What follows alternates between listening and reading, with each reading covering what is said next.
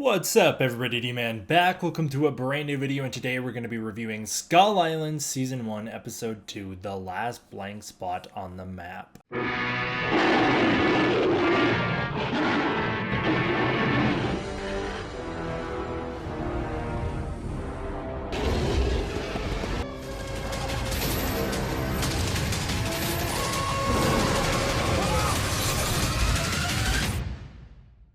Let's keep it up, guys.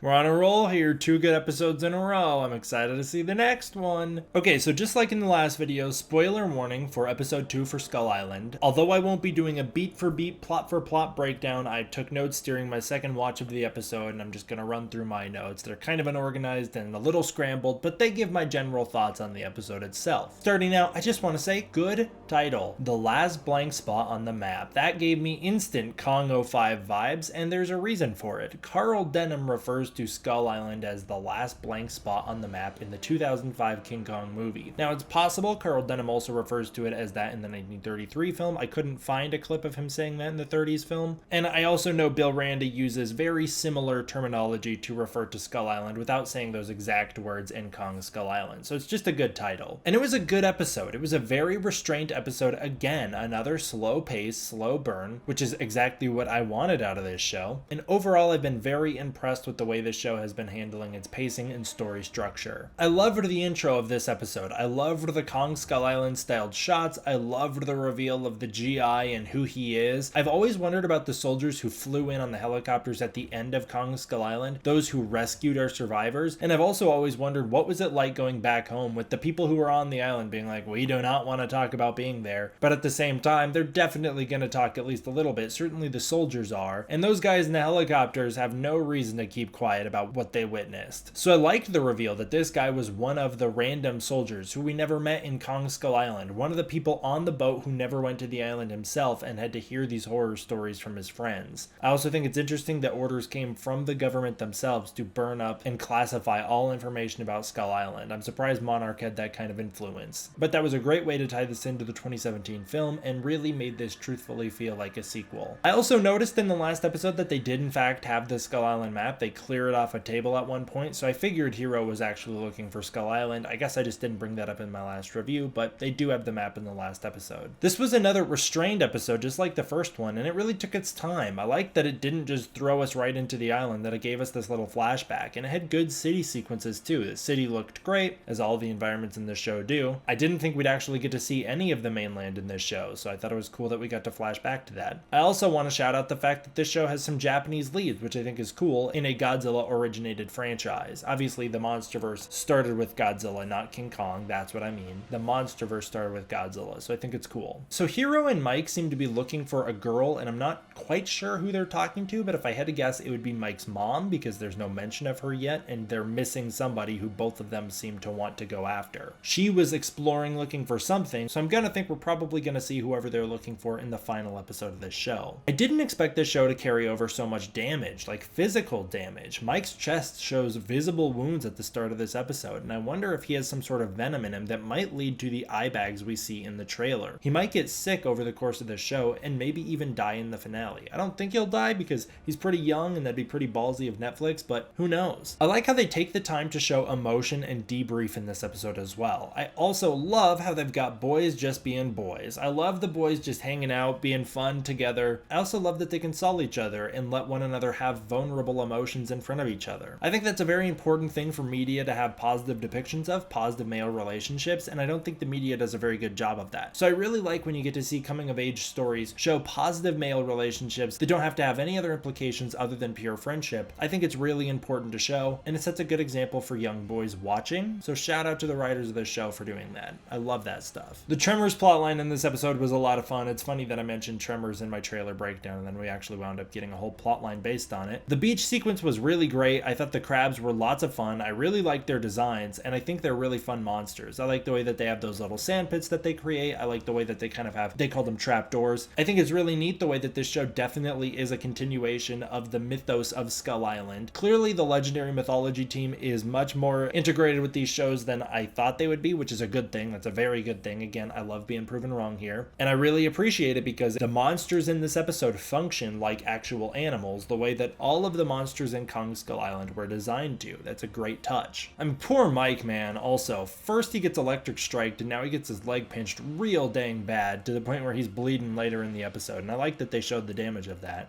One note that I had was that I'm really sure these boys would get sunburned super bad on that rock, and I don't think the show will pay attention to that, but that's okay.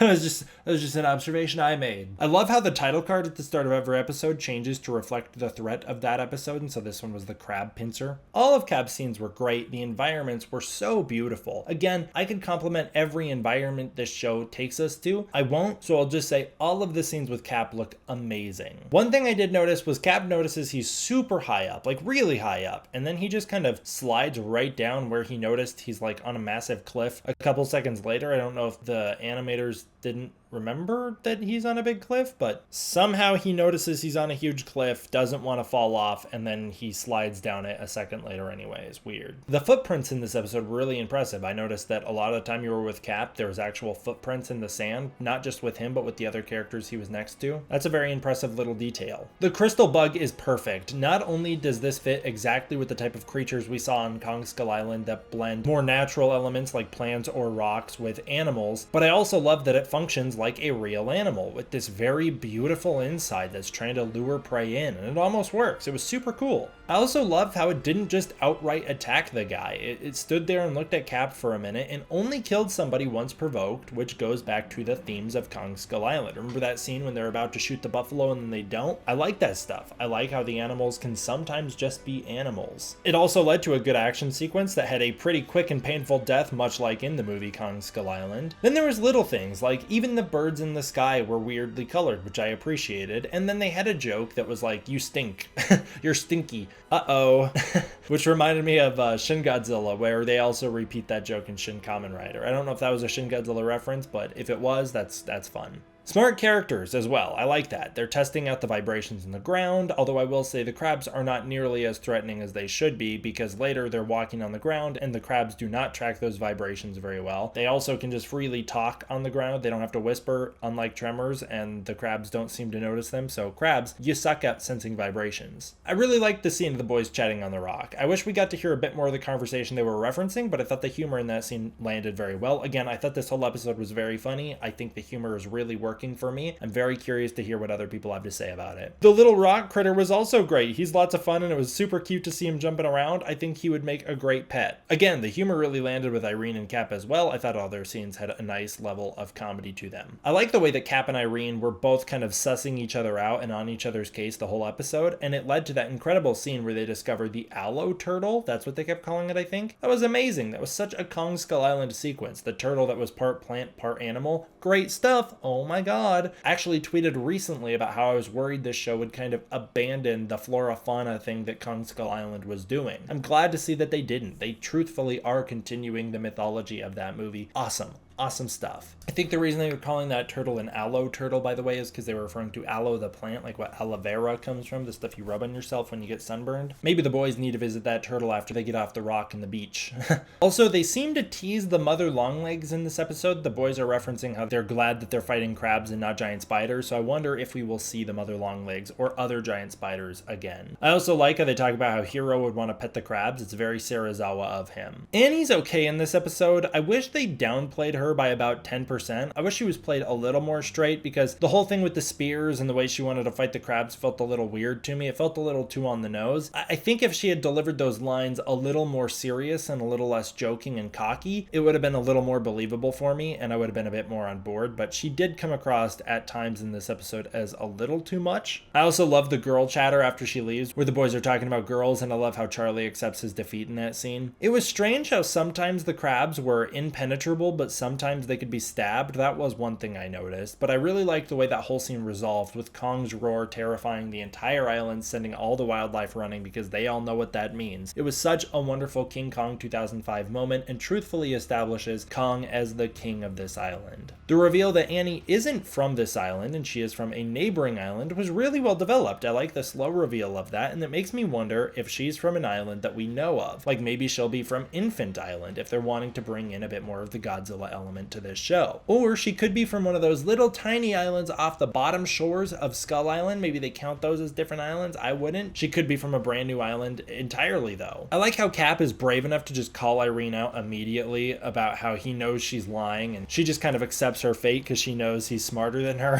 He caught her, and I thought that was a good reveal. I don't think he's going to want to give the girl over to them. I think he's going to be like, let's go get my son, and then he's going to try and double cross them and save the girl, save Annie. I also love how Mike calls out the soldiers on their BS about how they're on a monster island, yet they're still looking for a girl rather than focusing on the true priority. Again, going right back to those themes from Kong Skull Island about how man versus man is still prominent even in the face of disaster and giant monsters. I'm guessing that the soldiers want something on her island. They need her to find something on her island. That's my guess, that they're trying to exploit some sort of resource that she is aware of. I also think it's fun that they call Skull Island a monster island in this episode. Maybe Annie's home, maybe whatever island she comes from could become the Monsterverse Monster Island now that Skull Island has been pretty much destroyed last time we saw it in Godzilla vs. Kong. And I think there's going to be some trouble, in the next episode now that that walkie-talkie's destroyed. That's not good. Doug's reveal at the end of this episode was great. Lots of fun. It was just like, wow, we just ended it, huh? That was how the episode ends? She's flying through the air and then the episode ends? Weird. Weird place to end the episode, but it was a fun reveal, and it's setting up for what I'm assuming is going to be a very exciting action sequence towards the start of the next episode. So that's my thoughts on that one, guys. I really liked the episode, and I'm excited to see what comes next. Next one, I read the title. Next one is the crocodile episode. So next episode, I think we're going to finally see Kong at the end of the episode, which should be fun. All right. I want to give a huge thank you to my patrons over on Patreon. Their support really does help keep this channel running, and it goes a long way towards supporting me. If you want to check out the Patreon, you can using the link in the description below. Thank you all for watching. I hope you enjoyed. I'll see you guys next time for the next one. D-Man, out.